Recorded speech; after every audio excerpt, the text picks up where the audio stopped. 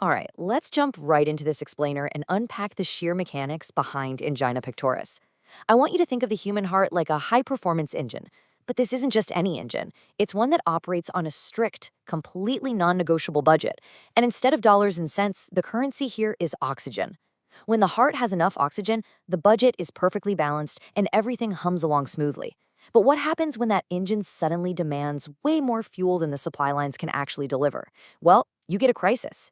And today we're going to explore exactly how that supply and demand crisis manifests physically as angina pectoris.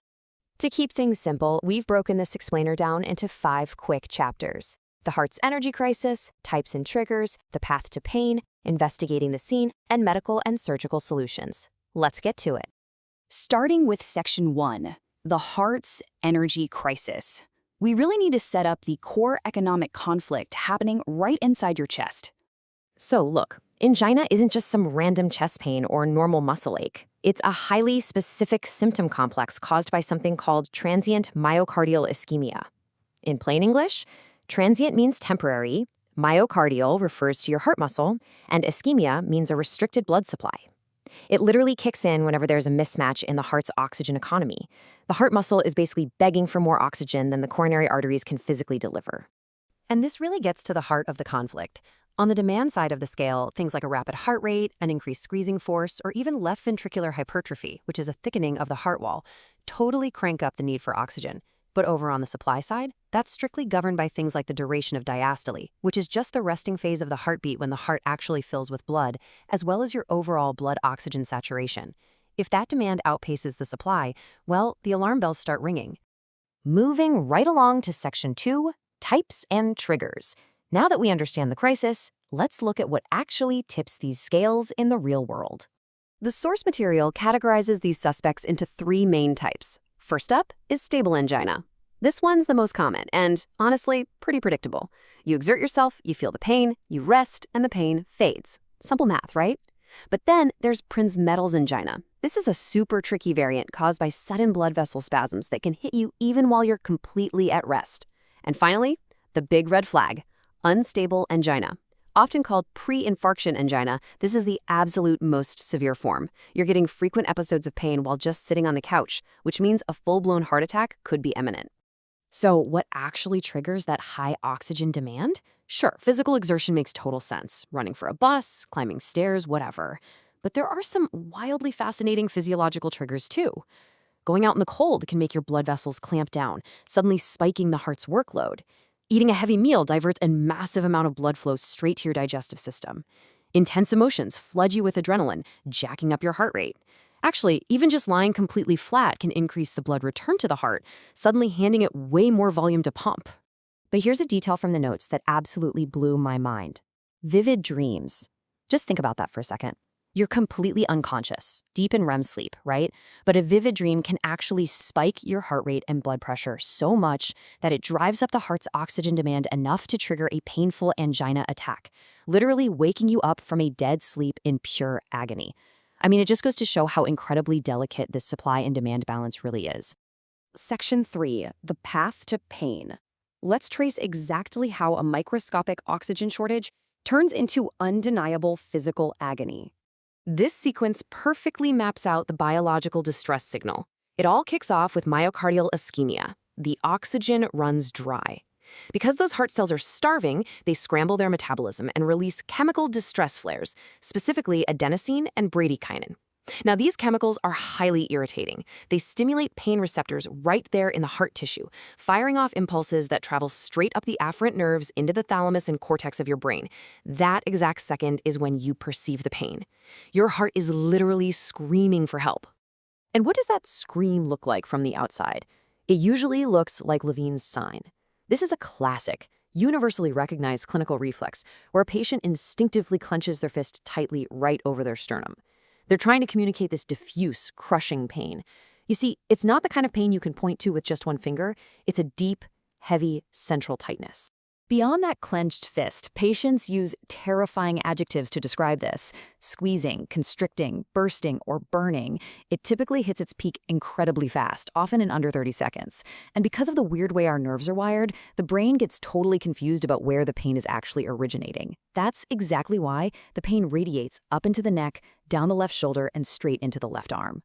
Plus, it brings along intense full-body reactions. We're talking heavy sweating, palpitations, shortness of breath, and serious dizziness.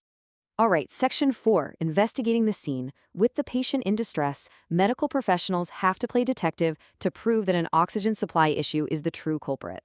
Before doctors hook up any high-tech machines, they look for external clues. Why check for tendon xanthomas, which are basically little fatty deposits under the skin, or feel for pulses in your legs? Well, because these are giant, external red flags for widespread atherosclerosis. If someone has thickened Achilles tendons or a white ring around their cornea, called a corneal arcus, it strongly suggests a massive buildup of cholesterol and plaque throughout their entire vascular system. And if the plumbing in the legs or eyes is clogged, you can bet those tiny coronary arteries feeding the heart are probably blocked too. This table is super helpful for understanding the investigative toolkit. An echocardiogram can actually show a section of the heart wall physically struggling to move properly because it's starved of oxygen. But look at the difference between the resting ECG and the exercise ECG. A resting ECG can actually look completely normal. Why? Because at rest, oxygen demand is low, the budget is balanced. It's the exercise ECG, the stress test, that actually cracks the case. By forcing the patient to exert themselves, doctors intentionally spike the demand. If supply can't keep up, the ECG will reveal a very specific marker, an ST segment depression of more than 1 millimeter. But, sometimes non-invasive tests just don't cut it, or the situation is far too dangerous. That's when coronary angiography is indicated. This is where they inject dye straight into the heart's blood vessels and take x-rays. Doctors use this aggressive step for refractory angina, which is stubborn chest pain that completely ignores medication, or for that terrifying unstable angina. It gives them a literal map of the anatomy, letting them pinpoint the exact millimeter where a blood vessel is narrowed or blocked. Finally, Section 5. Medical and surgical solutions. Let's dive in and see exactly how modern medicine attempts to step in and fix this broken economy. It's pretty amazing that before any heavy-duty drugs or scalpels are brought into the room, the absolute foundational treatments are based on simple behavior. Step 1, pure reassurance. Just calming the patient down naturally lowers their heart rate. From there, it's all about lifestyle tweaks to manage overall risk. Quitting smoking to stop nestle damage, adopting a low-fat diet to halt plaque buildup, and getting regular, moderate exercise to condition the heart, while being super careful to avoid the severe exertion that triggers an attack in the first place. But when lifestyle isn't quite enough, pharmacology steps up. And tying right back to our central theme, notice how perfectly these drugs manipulate supply and demand. Beta blockers, like metoprolol, are ultimate demand reducers. They literally block adrenaline to slow down the heart rate and weaken the force of contraction. Nitrates, on the flip side, are vasodilators. You pop one under your tongue and they rapidly widen the blood vessels for immediate relief. Then you've got calcium channel blockers, keeping calcium out of cells to relax those vessels even further. Every single drug here is explicitly designed to either shrink the heart's workload or dramatically widen its supply lines. So, what happens when the pipes are just completely clogged and drugs fail? We look at mechanical interventions. PCI, which you probably know as getting a stent, is used to prop open a specific blockage. But interestingly, the source notes point out it mostly acts as a palliative therapy. It controls the pain but doesn't necessarily improve long-term survival. On the other hand, coronary artery bypass grafting, or KBG, is major open-heart surgery. It's indicated for severe multivessel disease. Surgeons literally harvest an artery from your chest or a vein from your leg to build a brand new bypass highway right around the blockage, drastically restoring that critical blood supply. Ultimately, protecting the human heart is all about managing its budget long before those cellular pain receptors ever have to sound the alarm.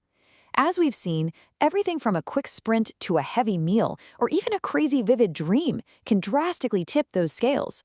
So what specific steps might you need to take right now to maintain your own supply and keep your demand in check? It's one economic crisis you absolutely want to prevent. Thanks so much for joining me on this explainer, and keep learning.